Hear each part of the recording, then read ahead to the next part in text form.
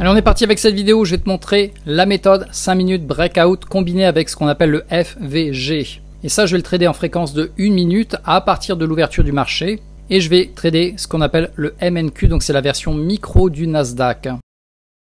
La méthode est relativement simple, les résultats sont très bons, visuellement c'est ultra mécanique, ultra facile d'y rentrer, et c'est ce que je vais t'enseigner maintenant. Donc d'abord je vais te donner la vue d'ensemble et ensuite on va rentrer dans le détail de la méthode, et à la fin de la vidéo je vais finir avec 2 semaines complètes de backtest pour te montrer jour après jour les points d'entrée, le stop loss, le break-even, également le take profit. Donc voilà, la méthode se fait en 3 étapes. La première étape que tu vois ici sur la gauche, on va attendre en fait les 5 premières minutes du marché, donc le marché va ouvrir à 15h30, et on va attendre les 5 premières bougies, donc 1, 2, 3, 4, 5, ça va créer une sorte de box. Et dès qu'on va casser en fait cette box avec une belle bougie dont le corps finit à l'extérieur, on va commencer à se préparer. Et on va passer à l'étape numéro 2, donc attendre la fermeture de la bougie d'après pour voir que l'on a créé ce qu'on appelle un FVG. Donc qu'est-ce qu'un FVG? Je vais te donner une image très simple, vois-le comme un hamburger. Le hamburger est constitué de 3 bougies. La bougie du milieu, c'est celle qui a cassé.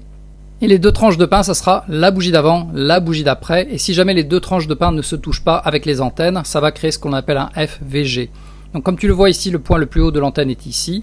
Le point le plus bas de l'antenne de la bougie suivante est là, elle ne se touche pas. Ce qui signifie qu'en fait, il y a eu beaucoup d'argent qui a été injecté là, il y a de la puissance et donc les probabilités sont du côté de la hausse. Donc voilà ce que c'est qu'un FVG. Ça veut dire simplement que la bougie d'après et la bougie d'avant ne se touchent pas. Quand tu as validé avec la bougie d'après que oui, tu as un FVG, on passe à l'étape numéro 3, ça veut dire que tu vas rentrer sur la bougie à l'ouverture et on va mettre le stop loss aux alentours de soit un tiers de la bougie, soit au niveau du plus bas de cette bougie en question. Ça va dépendre de la situation et ça je vais y revenir tout à l'heure. Et ensuite on va viser un risque récompense de 1 sur 2, c'est-à-dire d'un côté on peut perdre 150 $, mais d'un autre côté, si ça marche, tu vas gagner 300 $. Donc voilà, ça c'est l'exemple haussier et pareil pour l'exemple baissier. Étape numéro 1, on est à l'intérieur du range de 5 minutes. Là, je ne te l'ai pas dessiné sur la gauche, mais en gros, là, ça faisait on yoyotait à l'intérieur du range de 5 minutes. Finalement, on va le casser avec une belle bougie dont le corps va finir à l'extérieur. Étape numéro 2, on va s'assurer d'avoir un FVG, donc on attend la fermeture de la bougie. Et si on reprend l'analogie du hamburger, tu as la tranche de pain, et ici, tu as le steak. Donc si les 2 tranches de pain ne se touchent pas, tu es prêt à manger ton hamburger. Ça veut dire que tu vas rentrer à la bougie d'après, notamment ici. Le stop loss, tu vas le mettre au niveau de la queue de la bougie et on va viser un TP de risque récompense de 2 aux alentours de ici. Donc comme tu l'as vu, visuellement c'est très simple à identifier. Tu attends d'avoir une cassure, tu attends la bougie d'après qui va valider que oui ou non tu aurais un FVG, donc un trou on va dire. Si c'est le cas, hop, tu rentres à la bougie d'après, donc là notamment c'était une vente. Et ensuite tu as juste à faire preuve de patience parce que souvent les trades vont durer une bonne dizaine de minutes, voire même peut-être plus. Donc voilà pour les résultats basés en fait sur le mois de septembre jusqu'au mois de janvier. En moyenne, 747 $ par mois, basé sur un risque de 150 $ pour en échange gagner environ 300 $. Le seul mois qui a été négatif, ça a été janvier, et les autres mois, comme tu le vois, les résultats sont relativement réguliers. J'ai noté également le nombre de gagnants, le nombre de perdants et le nombre de trades neutres, parce qu'une fois que je vais atteindre une certaine cible, je vais rehausser mon stop loss et ensuite soit ça sera du gain, soit ça sera un trade neutre.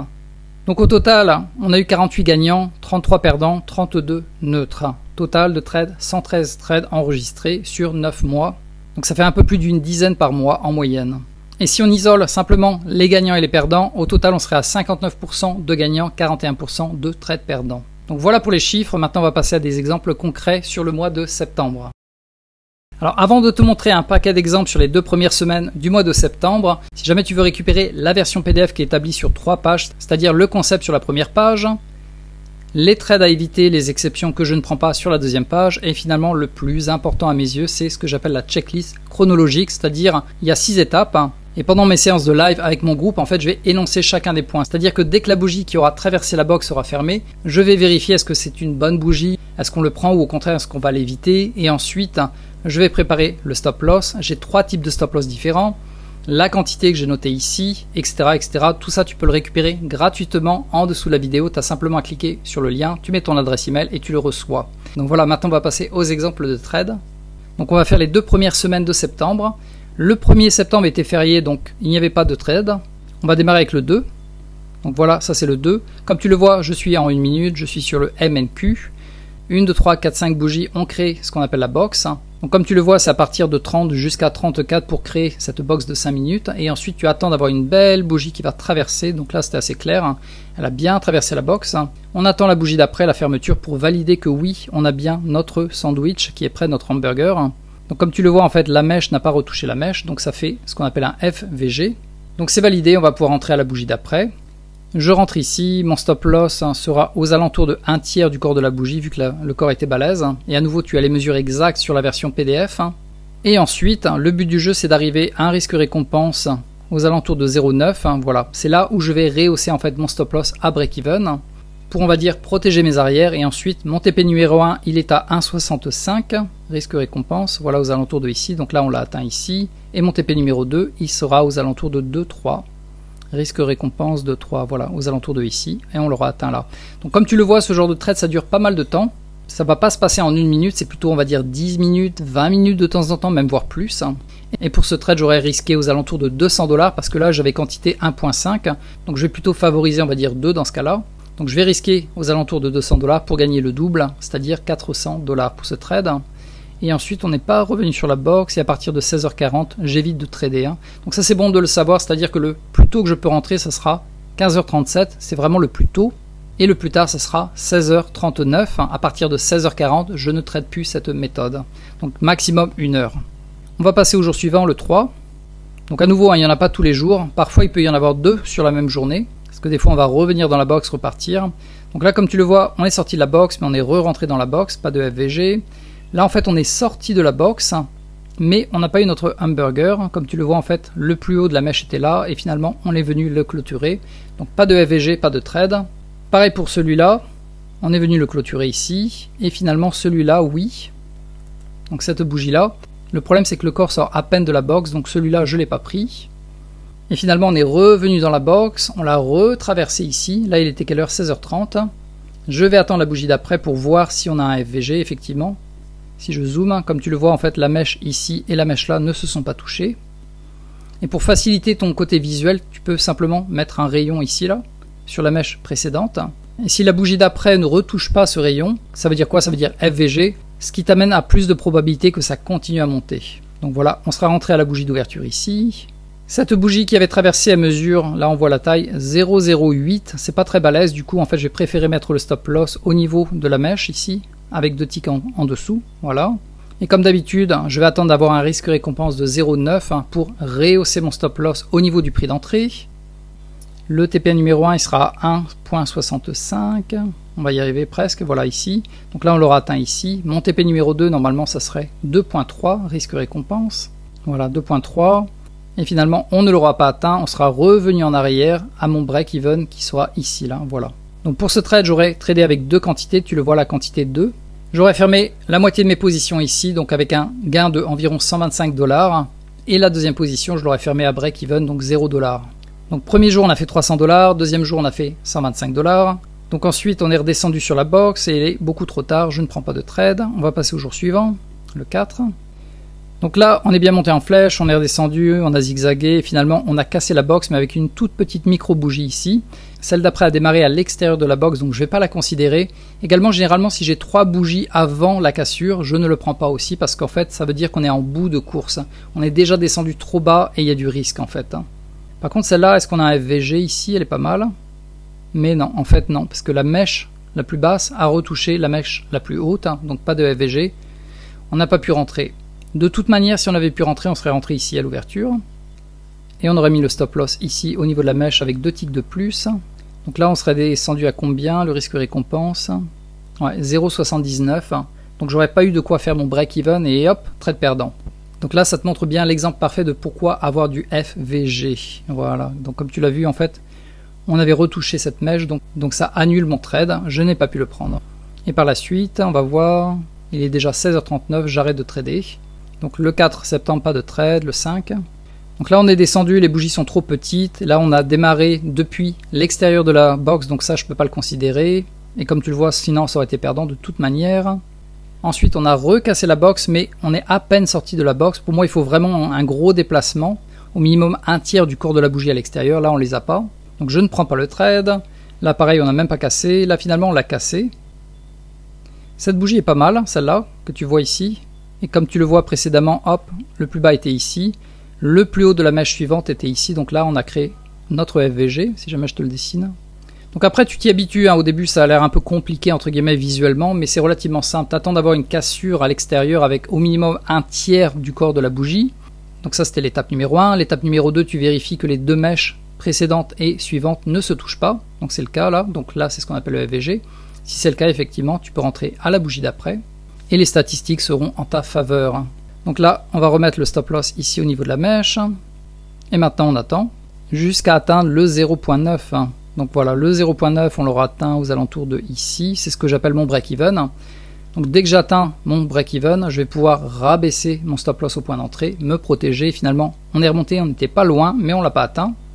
Donc on est toujours dans le trade. Et finalement, hop, on atteint mon TP1 ici, et mon TP2, il n'était pas beaucoup plus loin, il était aux alentours de... Voilà, après c'est remonté, c'est redescendu, voilà ici. Donc comme tu le vois, ça a duré environ une bonne dizaine de minutes, et à nouveau, trade gagnant. Donc fais bien attention, par contre, tu n'auras pas tout le temps des trades gagnants. Là, le mois de septembre était vraiment très très bon de ce côté-là, donc je tenais vraiment à te prévenir, parce que là, on n'a eu aucun trade perdant sur le mois de septembre. Donc voilà, pour le 5 septembre, à nouveau 300 $. On va passer au 8. Donc là on est bien monté, on n'a pas cassé, finalement on a cassé avec une bougie ridiculement petite. Et à partir de là en fait on est déjà à l'extérieur de la box, donc pour moi je ne peux pas prendre le trade. Et de toute manière sinon il aurait été perdant. Et ensuite voilà, là voilà, ça c'est l'exemple entre guillemets parfait de bougie. Et je vais m'assurer que le corps de la bougie ferme au minimum à un quart à l'extérieur comparé à ce corps. Et pour ça je vais utiliser Fibonacci. Voilà. Donc j'ai préparé des lignes repères de mon côté pour pouvoir le voir plus facilement. Donc c'est ma ligne violette qui représente un quart. Donc comme tu le vois, effectivement, on a bien un quart de la bougie qui est à l'extérieur. La bougie elle mesure combien? Elle mesure 0,11 suivi d'une belle verte. On a également notre FVG. Donc, si je te le dessine, le FVG il est là. Donc je vais pouvoir rentrer à la bougie d'après. C'est toujours un sandwich, tu vois, tu casses. Est-ce que la bougie d'après et la bougie d'avant se touchent en termes de mèche? Si c'est pas le cas, ça crée un FVG, ça veut dire que je peux rentrer à la bougie d'après. Relativement simple à suivre. Voilà, je suis rentré là. Mon stop loss, je vais le mettre aux alentours de un tiers du corps de la bougie parce que celle-là était balèze. Également, elle était suivie par une verte. Donc si la bougie est balèze, suivie par une verte, généralement, je vais mettre mon stop loss aux alentours de un tiers du corps de la bougie. Et à nouveau, tout ça c'est expliqué sur le document que tu peux télécharger en dessous de la vidéo. Voilà, donc ensuite on va viser le risque récompense de 0,9. Voilà que l'on aura atteint ici. Donc là, à partir de là, hop, j'ai pu rehausser mon stop loss au niveau du point d'entrée. Et ensuite on va espérer voir mon TP numéro 1. Donc là on l'a pas eu et finalement, bam, c'est retombé sur mon break-even. Donc pour ce trade neutre.